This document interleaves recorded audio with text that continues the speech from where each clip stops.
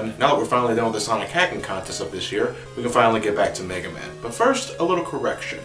Last review I stated that despite the first title in the series not selling very well, Capcom felt the need to produce a sequel to it anyway. In actuality, Capcom wanted to forget Mega Man and move on, but they allowed the producers of the first game to make a sequel, as long as they worked on other projects that Capcom had planned out at the same time. This resulted in Mega Man 2 being developed strictly under the free time that the developers had when they weren't spending time on other projects that Capcom wanted them to finish. If that isn't dedication, I don't know what is. Mega Man 2 took about 3 to 4 months to develop, so, as a sequel, does it improve upon anything that hindered the original release? I think the answer is pretty obvious at this point, but I can't assume that all of you know what Mega Man 2 is to begin with, so without further ado, let's pop this baby in and see what we got here. The cover's definitely an improvement over the last one, but was Capcom deliberately fucking with the artist responsible for creating the international box arts? Someone of this man's stature would not be taken seriously wearing something like that, and let's just move on. I never did understand why Mega Man was standing on top of this large skyscraper when the title screen appears, but compared to the first game, which was just this boring, empty, generic press start screen, this is definitely an improvement. It even gives us a little backstory.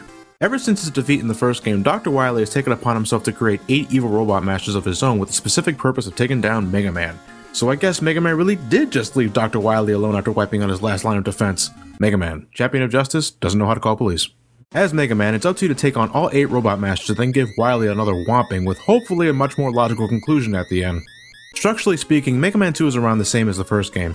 Jumping and shooting is the name of the game here. You collect the robot master's power to use at your leisure by defeating them, and you're free to choose any stage in any order you want. I'm sad to say that the point system from the first game has been omitted this time. You know, that thing I completely forgot to talk about last time. The point system, you know, allowing kids to compare high scores to see who had the most bragging right now. Huh, I guess it wasn't a big deal then. Anyway, after messing around a little bit, I think it's safe to say that Mega Man controls almost identically to how he did in the first game, but I'm not entirely sure on that. He doesn't feel as heavy as before, but he still sort of slips around a bit when coming to a stop. Now, despite the controls not being that different, the level design has seen a significant boost in quality in my honest opinion, so it really doesn't matter to me. There's noticeably less amount of bullshit here than it was in Mega Man 1. No cheap kills from disorganized platforming, no instances where I swear damage is inevitable due to bad enemy placement, and deaths via knockback are kept to a minimal. Although that still happens to me every once in a while. Seriously, that's one archaic design choice I'm glad time is forgotten about. Ow, come on! For those that found the task of beating the original Mega Man in one sitting to be too frightening, you'll be glad to know that Mega Man 2 introduces a password system, so you can pick up where you left off in case you got other things to do during the day. I know nowadays it doesn't seem like a big deal, but you gotta remember, the late 80s, where games with battery backups were not only expensive, but exceedingly rare as well. Patience was something I stated that was required in order to survive the challenges that each level contained in the last game, and it still holds true in this game, but here it feels much more rewarding. Careful players can avoid a lot of shit thanks to the improved level structure, and I think that's how it should be. Levels also sport different routes that often contain goodies to collect if the player is skilled enough to reach them. The game encourages and rewards top-notch playing skills, while at the same time not punishing newbies for being bad at the game. E-Tanks, I love you so much. These are also something new to this game. E-Tanks allow Mega Man to fully restore his health in an emergency, and he can hold a total of 4 of them at a time. This makes encounters with Robot Masters a little more forgiving when trying to take them out with your Mega Buster, especially if it's the first Robot Master you selected. You lose any you have when you get a game over though, so watch out. Mega Man 2 definitely isn't as hard as the first title as a result of these changes, but if that wasn't enough, and assuming you're playing the North American release of the game, you're allowed to choose between 2 difficulty options, normal and difficult, with the latter being the original Japanese difficulty. Normal mode pretty much boosts the damage your Mega Buster does, making some enemy encounters and robot matches a complete non-issue. It also increases the drop rate of items that enemies can drop when defeated. To me, this is an excellent way to introduce newbies to the series. I always believe that it's not a good idea to scare away new players with a hard difficulty that you can't change, and that it should be up to the players to choose when they're ready for a greater challenge.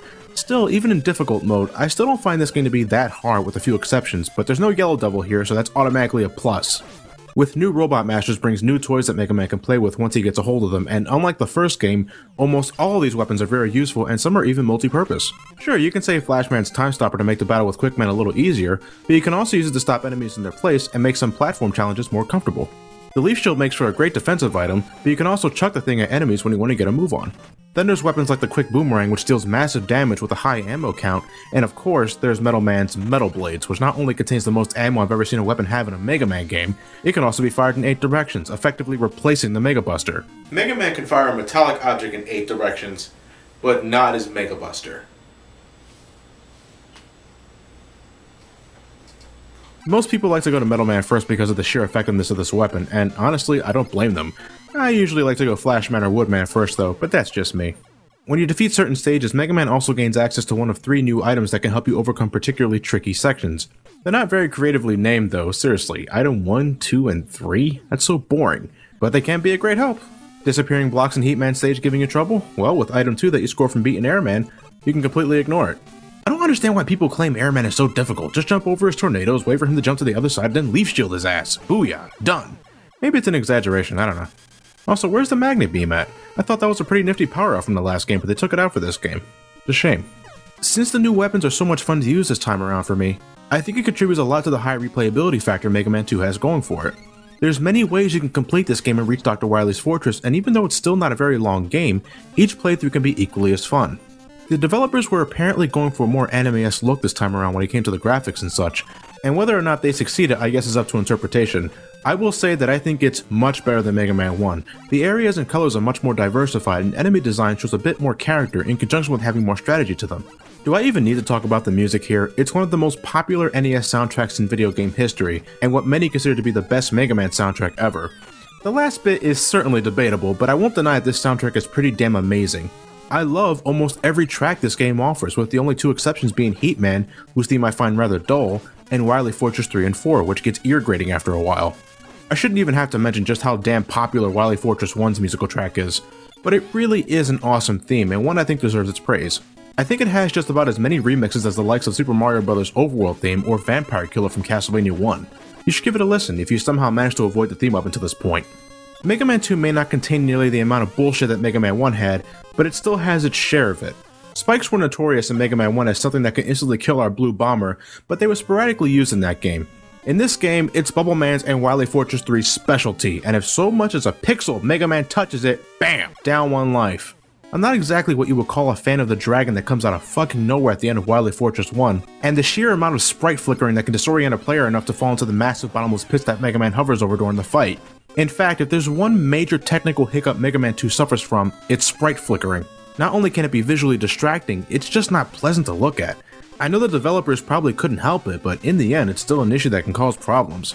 The boss at the end of Wily Fortress 4 can be a real asshole too. Its only weakness is the Crash Bomber, which you only have 7 shots of with a full bar of ammo. Nothing else hurts these turrets. If you mess up a shot or use it too many times, guess what? You ain't beating this boss. And when you eventually die, you have to spend time to ground weapon energy to refill your Crash Bomber, or get a game over to refill everything at the expense of doing the stage over again. That's bad design. This is the only time in the game where something like this can happen, mind you, but when it does occur, it's painful to go through no matter what difficulty you choose.